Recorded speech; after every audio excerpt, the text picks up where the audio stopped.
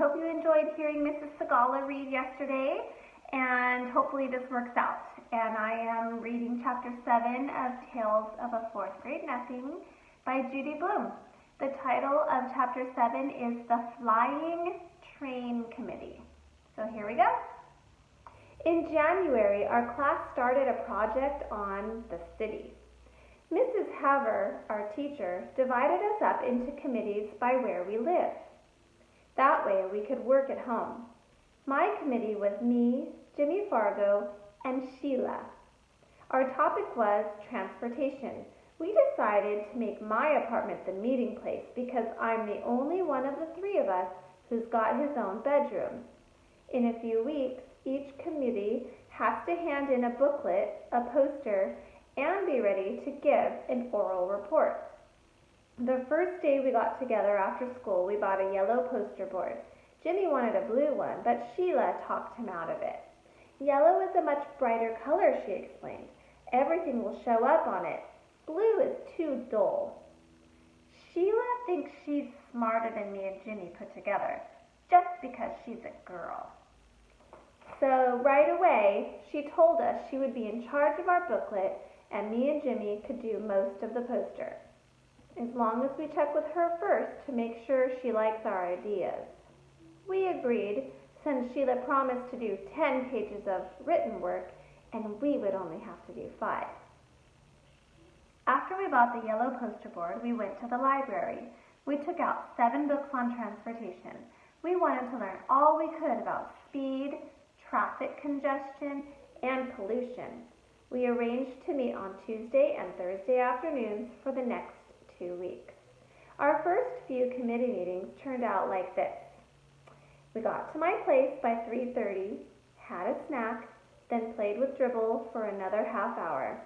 Sheila gave up on cooties when Fudge lost his front teeth, but it still isn't much fun to have her hanging around. She's always complaining that she got stuck with the worst possible committee, and that me and Jimmy fool more than we work. We only put up with her because we have no choice. Sheila and Jimmy have to be home for supper before 5:30, so at 5 o'clock we start cleaning up. We keep our equipment under my bed in a shoebox. We have a set of magic markers, Elmer's glue, Scotch tape, a really sharp pair of scissors, and a container of silver sparkle. Sheila carries our committee booklet back and forth with her. She doesn't trust us enough to leave it at my house. The poster board fits under my bed, along with our supplies. We stack the library books on my desk. The reason I make sure we clean up good is that my mother told me if I left a mess, we'd have to find someplace else to work. By our third meeting, I told Jimmy and Sheila that I'd figured out the solution to New York City's traffic problems. We have to get rid of the traffic, I said. There shouldn't be any cars or buses or taxis allowed in the city. What we really need is a citywide monorail system. That's too expensive, Sheila said. It sounds good, but it's not practical. I disagree, I told Sheila. It's very practical. Besides getting rid of traffic, it'll get rid of air pollution, and it'll get people where they're going a lot faster. But it's not practical, Peter, Sheila said again. It costs too much. I opened one of my books on transportation and read Sheila a quote. A monorail system is the hope of the future. I cleared my throat and looked up.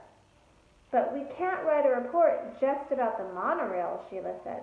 We'll never be able to fill 20 written pages with that. We can write big, Jimmy suggested. No, Sheila said. I want a good mark on this project. Peter, you can write your 5 pages about the monorail system and how it works. Jimmy, you can write your 5 pages about pollution caused by transportation. And I'll write my 10 pages on the history of transportation in the city. Sheila folded her arms and smiled. Can I write big? Jimmy asked. I don't care how big you write as long as you put your name on your 5 pages, Sheila told him. That's not fair, Jimmy said. This is supposed to be a group project. Why should I have to put my name on my 5 pages? Then don't write big, Sheila shouted. Okay, all right, so small, Mrs. Haver will need a microscope to see the letters.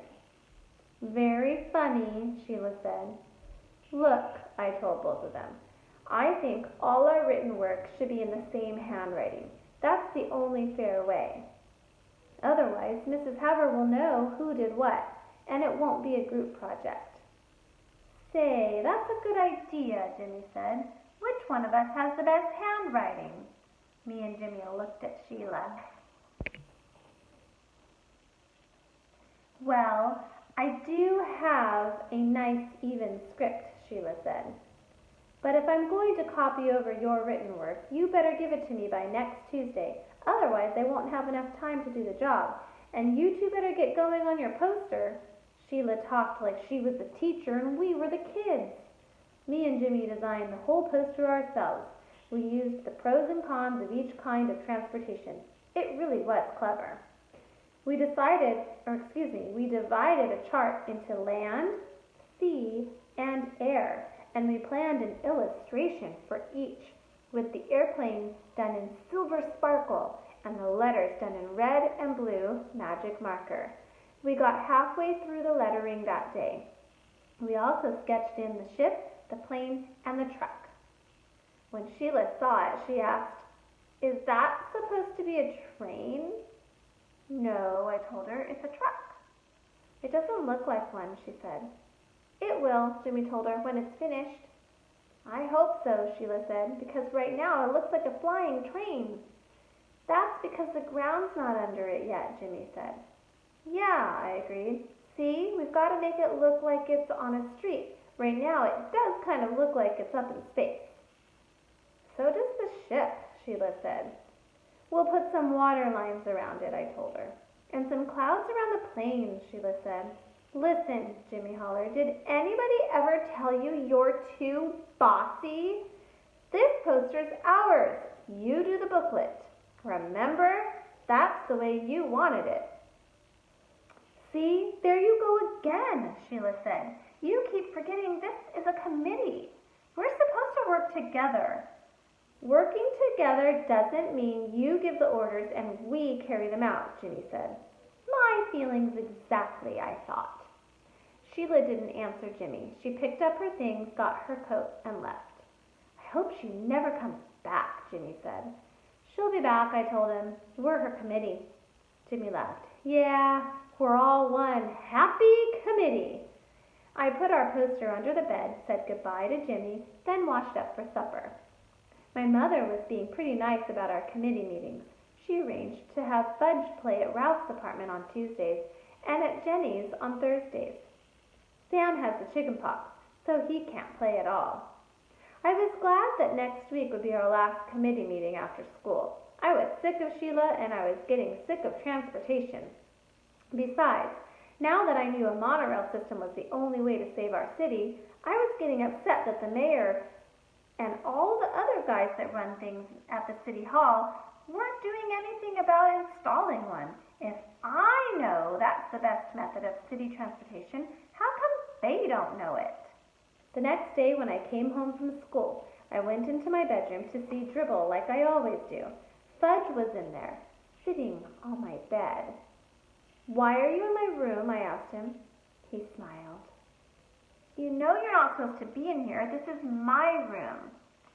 "Want to see?" Fudge said. "See what?" "Want to see?" "What? What are you talking about?" I asked. He jumped off my bed and crawled underneath it. He came out with our poster. He held it up. "See?" he said. "Pretty." "What did you do?" I yelled. "What did you do to our poster?" It was covered all over with scribbles in every color magic marker. It was ruined. It was a mess and it was ruined and I was ready to kill Fudge. I grabbed my poster and ran into the kitchen to show it to my mother. I could hardly speak. "Look," I said, feeling a lump in my throat. "Just look what he did to my poster." I felt tears come to my eyes, but I didn't care. "How could you let him?" I asked my mother. "How? Don't you I threw my poster down and ran into the room.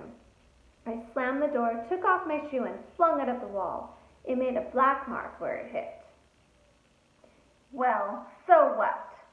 Soon I heard my mother hollering and then Fudge crying. After a while, my mother knocked on my bedroom door and called, "Peter, may I come in?" I didn't answer. She opened the door and walked over to my bed. She sat down next to me. "I'm very sorry," she said. I still didn't say anything. "Peter," she began. I didn't look at her. She touched my arm. "Peter, please listen. Don't you see, Mom? I can't even do my homework without him messing it up. It just isn't fair. I wish he was never born. Never! I hate him!" "You don't hate him," my mother said. "You just think you do." "Don't tell me," I said. "I mean it. I really can't stand that kid." "You're angry," my mother told me. "I know that, and I don't blame you. Fudge had no right to touch your poster. I spanked him." "You did?" I asked. "Fudge never gets spanked. My parents don't believe in spanking." "You really spanked him?" I asked again. "Yes," my mother said. "Hard?" I asked. "On his backside," she told me. I thought that over. "Peter," my mother put her arm around me, "I'll buy you a new poster board tomorrow. It really was my fault. I never should have let him into your room." "That's why I need a lock on my door," I said. "I don't like locks on doors. We're a family. We don't have to lock each other out." "If I had a lock, Fudge wouldn't have gotten my poster." "It won't happen again," my mother promised. I wanted to believe her, but I really didn't. Unless she tied him up, I knew my brother would get into my room again. The next day, while I was at school, my mother bought another new yellow poster. The hard part was explaining to Jimmy that we had to start all over again. He was a good sport about it. He said this time he'd make sure his truck didn't look like a flying train. And I said this time I'd make pencil marks first, so my letters didn't go uphill. Our committee met that afternoon. Sheila didn't mention the last time. Neither did we. Me and Jimmy worked on the poster while Sheila copied our written work into the booklet. We'd be ready to give our oral report to the class on Monday, not like some other committees who hadn't even started yet. By 5 o'clock, we had finished our poster and Sheila was almost done with the cover for our booklet. Jimmy walked over and stood behind her, watching her work. After a minute, he yelled, "What do you think you're doing, Sheila?" I got up from the floor and joined them at my desk. I took a look at the cover. It was pretty nice. It said, "Transportation in the City." Under that it said, by Sheila Tubman, Peter Hatcher, and James Fargo. Under that, in small letters, it said, "Handwritten by Miss Sheila Tubman." Now I knew why Jimmy was mad. "Oh no," I said, holding my hand to my head. "How could you?" Sheila didn't say anything. "It's not fair," I told her. "We didn't put our names on the poster."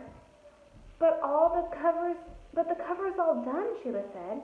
"Can't you see that? I'll never get the letters so straight again. It looks perfect."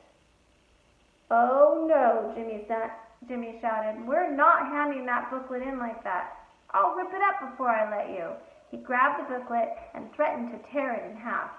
Sheila screamed, "You wouldn't! I'll kill you! Give it back to me, Jimmy Fargo!" She was ready to cry. I knew Jimmy wouldn't tear it up, but I didn't say so. "Peter, make him give it back!" "Will you take off that line about your handwriting?" I asked. "I can't. It'll ruin the booklet." "Then I think he should rip it up," I said. Sheila stamped her foot. "Oh, I hate you both!" "You don't really," I told her. "You just think you do." "I know I do," Sheila cried. That's because you're angry right now, I said. I couldn't help smiling. Sheila jumped up and tried to get the booklet, but Jimmy held it over his head, and he's much taller than Sheila. She had no chance at all. Finally, she sat down and whispered, I give up. You win. I'll take my name off. You promise? Jimmy asked. I promise, Sheila said. Jimmy set the booklet down on my desk in front of Sheila. Okay, he said. Start. I'm not going to make a whole new cover, Sheila said. What I'll do is turn this bottom line into a decoration. She picked up a magic marker and made little flowers out of the words. Soon, handwritten by Miss Sheila Tubman, turned into 16 small flowers. There, Sheila said. It's done. It looks pretty good, I told her. It would have looked better without these flowers, Jimmy said, but at least it's fair now. That night I showed my mother and father our new poster. They thought it was great, especially our silver sparkle airplane. My mother put the poster on top of the refrigerator so it would be safe until the next day, when I would take it to school. Now I had nothing to worry about. Sheila had the booklet, the poster was safe, and our committee was finished before schedule. I went into my room to relax. Fudge was sitting on the floor near my bed. My shoebox of supplies was in front of him. His face was a mess of magic marker colors, and he was using my extra sharp scissors to snip away at his hair. And the hair he snipped was dropping into Dribble's bowl, which he had in front of him on the floor. See, he said, see, Fudge, Fudgy's a barber. That night, I found out hair doesn't hurt my turtle. I picked off every strand from his shell. I cleaned out his bowl and washed off his rocks. He seemed happy. 2 things happened the next day. One was my mother had to take Fudge to the real barber to do something about his hair. He had plenty left in back, but just about nothing in front and on top. The barber said there wasn't much he could do until his hair grew back. Between his fangs and his hair, he was getting funnier looking every day. The second was my father came home with a chain latch for my bedroom door. I could reach it when I stood on tiptoe, but that brother of mine couldn't reach it at all, no matter what. Our committee was the first to give its report. Mrs. Haver said we did a super job. She liked our poster a lot. She thought the silver sparkle airplane was the best. The only thing she asked us was, how come we included a picture of a flying train? So I guess their train still looked like it was flying. Here's a picture of Fudgy cutting all his hair, just being trouble. Anyway, I hope you liked chapter 7, and tomorrow you'll hear chapter 8. Bye, guys.